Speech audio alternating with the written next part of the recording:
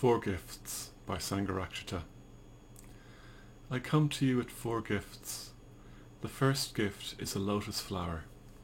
Do you understand? My second gift is a golden net. Can you recognize it? My third gift is a shepherd's round dance. Do your feet know how to dance?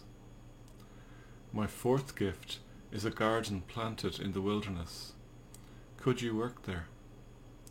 I come to you with four gifts. Dare you accept them? So that was a short poem by Sangharakshita, founder of the Triratna Buddhist community. And in our thoughts for the day this week, we've been focusing on his poetry and some of his poems, because on Wednesday it would have been his 95th birthday, so he died almost 2 years ago now. And every year we celebrate his birthday around this time. So on Tuesday night we had a very nice puja, 108-year puja in the centre. But I thought I'd just drop in this poem today as part of the thought for the day. So it's a time where people, I've certainly been doing this, reflect on how much we've been given by Sangharakshita, by Bhante as we call him. And he says in this poem that he comes to us with four gifts. So the first gift is the lotus flower, which he asks, do we understand? So the lotus flower is a symbol in Buddhism of growth, of unfoldment, the Dharma as a method of personal development.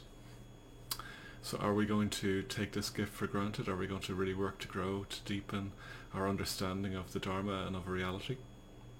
The second gift is a golden net. So can we recognize it, he asks.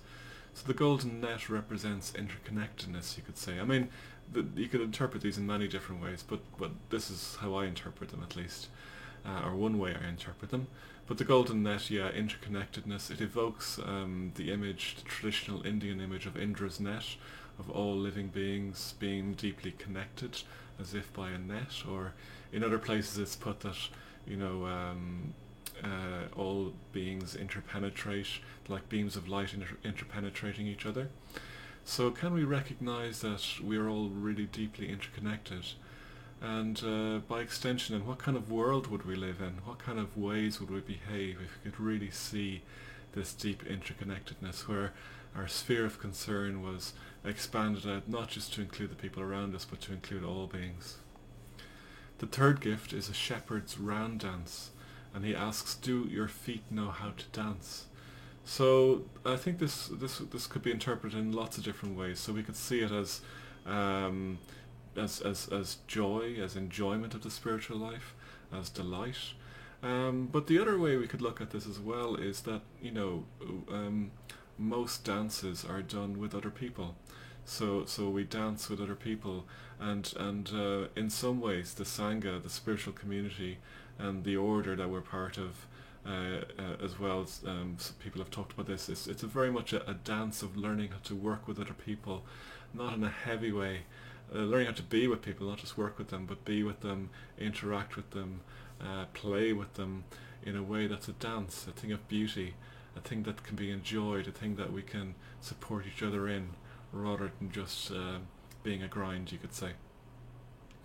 And then the fourth gift is a garden planted in the wilderness, and he asks, could you work there? So you might take that more literally. In the early days of the movement, we had this lots of Buddhist businesses where most of the people involved in Triratna would have worked in. But obviously I think we can take this more generally, that the Dharma is a garden in the wilderness, in samsara. When you look around the world, when you look around the modern world, at times it can feel like a wasteland, a wilderness with little meaning, or a wilderness in the sense of being choked over by wrong views. And maybe it harks back to the image from the Buddha, that the Buddha is the one who creates a path in the wilderness to the hidden city. So can we work there? Can we go and live in this garden of the Dharma in the wilderness? So he finishes by saying, I come to you with four gifts. Dare you accept them?